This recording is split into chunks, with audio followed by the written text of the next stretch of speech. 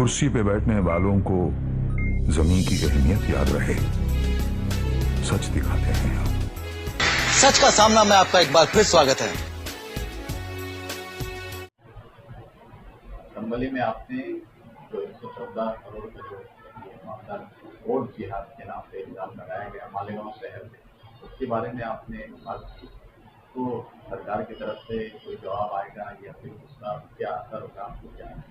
नहीं, मैंने हाउस में आवाज़ उठाई है और मेरा ऐसा मानना है कि सरकार को जवाब देना चाहिए।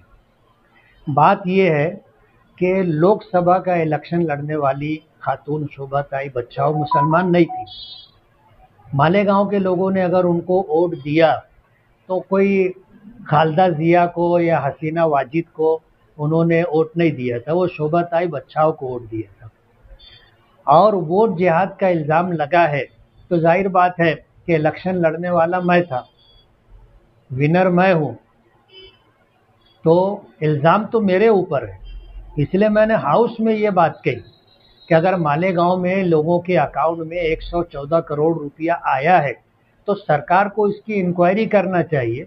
मुझे तो 1 रुपया भी नहीं मिला और वोट जिहाद का इल्ज़ाम लग गया। इसलिए सरकार को इसकी इंक्वायरी करना चाहिए कि बहुत बेदर्दी के साथ जिन लोगों ने पैसा बांटा और 114 करोड़ रुपया मालेगांव में लोगों के अकाउंट में आया, तो सरकार को इसकी इंक्वायरी करना चाहिए। किसी के अकाउंट में अगर 50,000 आता है तो आईटी डिपार्टमेंट को उसकी इत्तला हो जाती है। करोड़ रुपया अगर किसी के अकाउंट में आया तो बैंक के लोगों ने निकाल करके दे कैसे दिया? बैंक के लोगों की जिम्मेदारी है, अकाउंट सीज होना चाहिए था। और अगर अकाउंट सीज नहीं हुआ है तो इसका मतलब ये है कि सरकार भी इस मामले में मुलविस है और सरकार ने आंख बंद कर ली और लोगों के अकाउंट में करोड़ रुपया आया और निकल भी गया और सरकार को पता है कि पैसा कहाँ गया है। सरकार के पास जो है एजेंसियां हैं, पैसा चलता है तो सरकार को दिखता है और पैसा निकलता है अकाउंट से तो सरकार को पता होता है। किसी को पैसा जाता है तो सरकार को खबर होती है। आज 114 करोड़ रुपये का मैटर यही किरीट सोमैया जी से इसने उठाया था। हमें तो ऐसा लगता है कि बांग्लादेशी और रोहिंग्याई ये फंडा ला करके 114 करोड़ रुपये का जो मैटर है उससे लोगों की तवज्जो हटाने की कोशिश की जा रही है, उस मामले को दबाने की और सर्द खाने में डालने की कोशिश की जा रही है। आज मैंने हाउस में जो बयान दिया था उस पर कुछ लोगों ने यहाँ पर अपने रद्द अमल को जाहिर किया है कि भाई 114 करोड़ रुपया कहाँ गया है हमें पता है, उसका हमारे पास सबूत है। अब जो लोग इस तरह का दावा करते हैं, माजी में भी हमेशा इस तरह का दावा करते रहे और आज तक एक सबूत और पुरावा भी नहीं ला सके। मालेगांव के लोगों को उनके ऊपर भरोसा ही नहीं रहा कि वो हमेशा बोलते हमारे पास पुरावा है और पुरावा जब लाने और देने की बात की जाती है तो भाग जाते। आज उन्होंने ये कहा है कि हम जब एटीएस आएगा या एनआई आएगा तो हम सबूत पेश करेंगे। अब एसआईटी हो या एनआई हो या एटीएस हो, आज किरीट सोमैया ने एनआईए और एटीएस की डिमांड की। इन्होंने भी कह दिया कि भाई एनआईए और एटीएस आएगी तो हम सबूत देंगे। यानी ये एनआईए और एटीएस को लाना चाहते, मालेगांव की आवाम पर एक बड़ी मुसीबत लाने के लिए कोशिश कर रहे हैं, उनका बयान बताता है। इसलिए हम जो है इस तरह की हरकत करने वालों की मजम्मत करते हैं। हमारा ये कहना है कि अगर हार बर्दाश्त नहीं है तो आदमी को मैदान में लड़ने के लिए उतरना ही नहीं चाहिए, और अगर मैदान में आए हैं तो हार बर्दाश्त करने का हौसला रखना चाहिए। आज जिन लोगों ने वोट दिया था, उनको वोट दिया था, उनकी तादाद भी 1,09,000 है ना। अब ऐसा तो नहीं है कि जिन्होंने उनको वोट नहीं दिया ये मुसीबत सिर्फ उनके ऊपर आएगी। हम तो ऐसा देख रहे हैं कि जो उनके वोटर थे उन्हीं लोगों के ऊपर ये मुसीबत आ रही है। आज जो चीज़ हमको दिख करके आ रही है, जो उनके वोटर थे वही लोग बेचारे परेशान हो रहे हैं रोज़े की हालत में, गर्मी और धूप में, या तो रोज़ा छोड़ करके वहाँ जा कर के बैठे या फिर रोज़े की हालत में तकलीफ़ और मशक्क़त उठाएं। और आज किरीट सोमैया और इसी तरह जो है माजी आमदार जिन्होंने बयान दिया, दोनों का बयान एक जैसा आ गया ना। तो हम जो बात कहते हैं कि दोनों सटे बटे हैं और ये मुसीबत मालेगांव में लाने वाले यही लोग हैं। और हम तो ये बात कहते हैं कि अभी 114 सर्वे नंबर 114 का मैटर फिर उठ करके आया।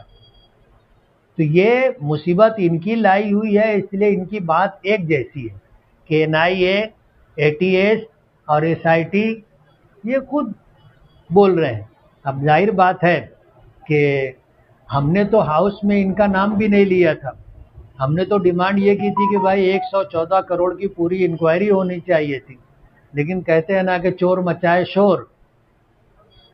ये खुद ही बयान दे करके बताना चाहते हैं कि भाई हम ही है जो 114 करोड़ में हिस्सेदार रहे। हमारी डिमांड है, सरकार से हाउस में हमने डिमांड की है कि इसकी पूरी इंक्वायरी होना चाहिए, सखोल इंक्वायरी होना चाहिए, ताकि दूध का दूध और पानी। हो गया। आज किरीट सोमैया मालेगांव आए थे होली का त्यौहार मनाने के लिए, और होली के त्यौहार में उन्होंने यहाँ पे रोहिंग्या मुसलमानों का पुतला जलाया। क्या कहेंगे? किरीट सोमैया मालेगांव आए, उनको अधिकार है आने का। हमने कभी उनके आने की मुखालफत नहीं की। और रहा होली जैसे पाकीज़ा त्यौहार पर अलामती तौर पर रोहिंग्याई या बांग्लादेशी लोगों का पुतला जलाना, इस सिलसिले में हमें कुछ बोलना नहीं। हम तो इंक्वायरी के हक़ में, और देश में अगर बांग्लादेशी या रोहिंग्याई गैर कानूनी तरीके से दरअंदाजी करके कहीं आ करके रहते हैं तो सरकार की जिम्मेदारी है ऐसे लोगों को, फिर वो चाहे किसी भी धर्म और समाज से ताल्लुक़ रखते हों, गैर कानूनी तरीके से अगर वो रह रहे हैं तो उनके खिलाफ़ कार्रवाई होनी चाहिए। इस सिलसिले के अंदर पूरा मालेगांव इस बात के फेवर में है कि इंक्वायरी हो रही है और बांग्लादेशी रोहिंग्याई लोगों को ढूंढा जा रहा है, तो ढूंढना चाहिए। हमें जो कहना है कि इसकी आड़ में जो भारतीय हैं, हिंदुस्तानी लोग हैं, इंडियन लोग हैं, जिनके माँ बाप कहो, जिनके पुरखों ने अपनी ज़िंदगी, अपना जन्म यहीं पे लिया, ज़िंदगी यहीं पर गुजारी, ऐसे लोगों को जन्म दाखिले के नाम पर परेशान किया जा रहा है। किसी की डेट ऑफ बर्थ में अगर कुछ फ़र्क निकला, हमारे यहाँ माजी में ऐसा होता था कि जब स्कूल में दाखिले के लिए गए तो जन्म दाखिला जो भी हो वो 1-6 करके उनका LC बन जाता था और उसी के हिसाब से चलता रहा। ये थोड़ा बहुत स्पेलिंग का फ़र्क, डेट ऑफ बर्थ का फ़र्क, या एड्रेस का कुछ फ़र्क, या नाम में कुछ फ़र्क हो गया है। जैसे हामिद साजिद अहमद था तो साजिद अख्तर हो गया। इन जैसी चीज़ों को ले करके आज जो कलम लगाई जा रही है, हमें उस पर एतराज़ है। 120B कहो, ये देश से गद्दारी का कलम, और इसी तरह 338 जिसमें 10 साल की सज़ा है। अब जाहिर बात है इनका गुनाह या जुर्म ऐसा नहीं है कि उस पर इतनी बड़ी कलम लगा करके उनको जेल में डाला जाए। बात यह है कि अभी सरकार ने जो संविधान के अंदर कुछ दुरुस्तगी की है, उसमें जो दफ़ा 23 रखी है वो इसी जन्म दाखिले के ताल्लुक़ से है कि अगर जन्म दाखिले में कुछ पेपर कम हो या कुछ पेपर तुमको बोगस लगते हो तो तहसीलदार उसकी इंक्वायरी करे। इंक्वायरी करने के बाद अगर लगता है कि इसमें कुछ बोगस काम हुआ है तो वो जन्म दाखिला रद्द कर दे। और अगर जो है पेपर कम था और जिसका जन्म दाखिला बना है वो पेपर अगर ला करके दिखा देता है, पेश कर देता है, तो जन्म दाखिला उसको कबूल करके जन्म दाखिला उसको रिवाइज करके देना चाहिए। और उसके ऊपर जो है 1000 रुपये का जुर्माना है। अब उसमें 7 साल की सज़ा, 10 साल की सज़ा, अगर ऐसी दफ़ात और कलम लगाई जा रही है तो ये मालेगांव वालों के साथ अन्याय है और हमने इसकी मुखालफत की थी और मुखालफत करेंगे। और हमें उम्मीद है कि जब ये मामला कोर्ट में जाएगा तो जज साहिबान भी इसको देखेंगे कि आदमी का गुनाह क्या है और उसके ऊपर कलम क्या लगाई गई है। इंशाअल्लाह हमको कोर्ट से इंसाफ मिलेगा और जिन लोगों को इस तरह नाकर्दा गुनाह की सज़ा भुगतने के लिए जेलों में डाला जा रहा है, ये जुल्म और ज़्यादती है। इंशाअल्लाह इससे निजात मिलेगी। उनका ये कहना है कि 100 से ज़्यादा लोग जो है उनको एसआईटी की टीम ढूंढ रही है, वो नहीं मिल रहा है। इसका मतलब ये है कि ये लोग शहर में है नहीं, इन्होंने बोगस दाखिले बनाए, इसीलिए वो चाह रहे हैं कि इसकी जांच एनआईए या एटीएस के जरिए हो जाए। नहीं, हम इसकी मुखालफत नहीं करेंगे। अभी ये एनआईए बोलो या एटीएस बोलो, वो भी इंक्वायरी करेंगे ना। आज अगर एसआईटी के लोग इंक्वायरी कर रहे हैं और इंक्वायरी करने के बाद 3200 जन्म दाखिलों की इंक्वायरी होनी थी और लगभग 3000 के करीब इंक्वायरी हो चुकी है, एक भी इनको बांग्लादेशी या रोहिंग्याई नहीं मिला है। अब बात ऐसी है कि खिसियानी बिल्ली खंबा नोचे, जब इनको रोहिंग्याई और बांग्लादेशी नहीं मिले तो अब जो भारतीय लोगों को परेशान कर रहे हैं, तो ये चीज़ बराबर नहीं। और रह गई बात इंक्वायरी के लिए, जाहिर बात है एनआईए हो या एटीओ हो, वो भी इंक्वायरी करेंगे ना। पेपर होता है। आज एसआईटी के लोग अगर पेपर देख करके वो क्लियर कर रहे हैं तो एनआईए और एटीएस को भी क्लियर करना पड़ेगा। ऐसा तो नहीं है कि आज एसआईटी की टीम जो है गलत कर रही है, कोताही कर रही है या नज़रअंदाज कर रही है, ऐसा कुछ भी नहीं है। अगर ऐसा होता तो कोई भी अरेस्ट नहीं होता।